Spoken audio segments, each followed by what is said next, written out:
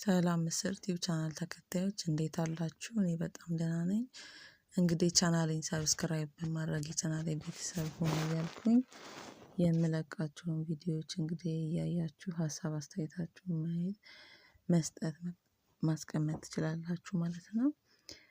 እንግዲህ ለዛሬ ይዤላችሁ የመጣሁት ፕሮግራሜ ደግሞ አሪፍ የሆነ የፕሮስቲ ታይፓችሁን የሚመጥን የፀጉር ኦይል ነው ይዤላችሁ የመጣሁት።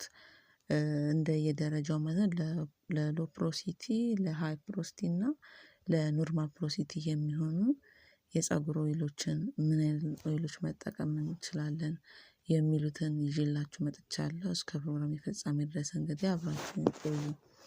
እንግዲህ አብዛኞቻችን የፀጉር ታይፓችን ይለያያል ማለት ነው። አብዛኞቻችን ፀጉር ታይፓችንን በአንድ ብርጭቆ ውሃ ውስጥ የአንድ የፀጉር ዘለላችንን አስቀምጠን ከላይ የሚንሳፈፍ ከሆነ ሎ ፕሮሲቲ፣ መሃል ላይ የሚቀር ከሆነ ፀጉራችሁ ሚዲየም ፕሮሲቲ፣ እንዲሁም ደግሞ ከስር ዘግጦ የሚቀር ከሆነ የፀጉር ታይፓችን ዘለላው ማለት ነው ሃይ ፕሮሲቲ ነው ማለት ነው። እንግዲህ ለነዚህ የፀጉር ታይፖች የሚሆኑ የፀጉር ኦይሎች ምንድን ናቸው የሚለውን እናያለን ማለት ነው። እንግዲህ ምን አይነት ቅባትስ መቀባት ኦይሎችን መቀባት አለብን የሚለውን እናያለን። እንግዲህ አብዛኞቻችን ፀጉራችን ሎ ፕሮሲቲ ያለን ከሆነ የምንጠቀማቸው የቅባት አይነቶች ይለያያሉ ማለት ነው።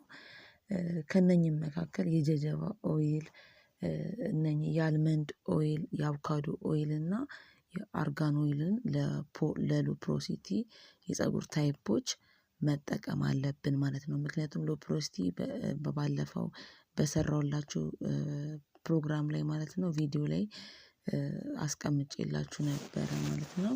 የፀጉር አይነት ወይም ታይፓችሁን ሰርቼላችኋለሁ በቻናሌ ላይ።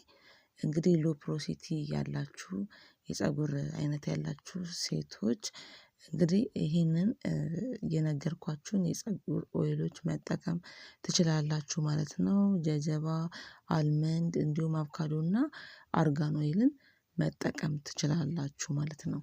እንግዲህ ሚዲየም ወይም ደግሞ ኖርማል የፀጉር ታይፕ ያላችሁ ደግሞ እነኚህን ብላክ ሲድ ኦይሎች፣ ግራፕ ሲድ ኦይል እና እንዲሁም ኒም ኦይል፣ እነኚህ ሮሲፕ ኦይሎችን መጠቀም ትችላላችሁ ማለት ነው። እነኚህን ኦይሎች በመጠቀም ፀጉራችሁን እንግዲህ ጥሩ ደረጃ እንዲኖረው ማድረግ ትችላላችሁ ማለት ነው። ሌላው እንግዲህ ሃይ ፕሮሲቲ ላይ ያላችሁ ሃይ ፕሮሲቲ የፀጉር ታይፕ ላይ ያላችሁ ደግሞ መጠቀም ያለባችሁ የፀጉር ኦይል ምንድነው የሚለውን ስናይ ከእነኚህም መካከል ካስተር ኦይል፣ ኮኮናት ኦይል እና ኦሊቭ ኦይልን መጠቀም ትችላላችሁ ማለት ነው።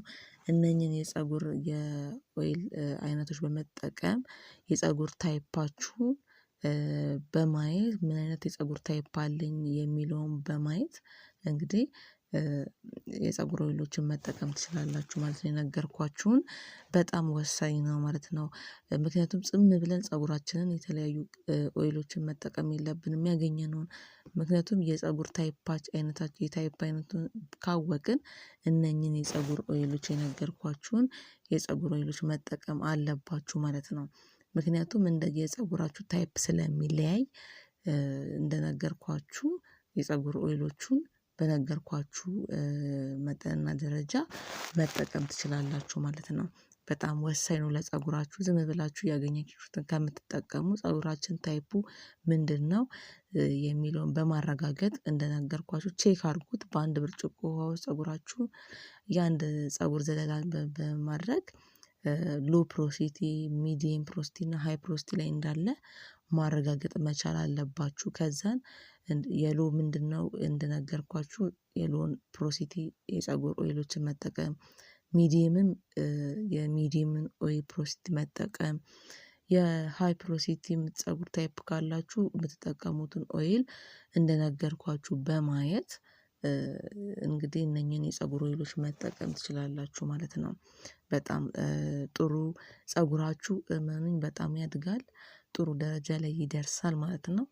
በጣም እኛ እየተሸወርን የፀጉር ታይፓችንን ሳናቅ ዝም ብለን ያገኘነውን ቅባት በመጠቀም ፀጉራችን ለብዙ ጉዳት እንደደረሰ ማወቅ ችለናል ማለት ነው። ስለዚህ ፀጉራችሁን ታይፑን ካወቃችሁ እንደነገርኳችሁ የሎን የሚዲየም እና የሃይ ፕሮስቲን የፀጉር ኦይሎችን በየደረጃው እያያችሁ መጠቀም አለባችሁ ማለት ነው። ውድ ቻናል ቤተሰቦች እንግዲህ ለዛሬ ይሄን ይመስላል ይዤላችሁ የመጣው ፕሮግራሜ። በቀጣይ በሌላ በስነውበት ፕሮግራማችን ከሌላ የፀጉር ወይም ደግሞ የስነ ውበት ፕሮግራም ሌላ ይዤላችሁ እመጣለሁ።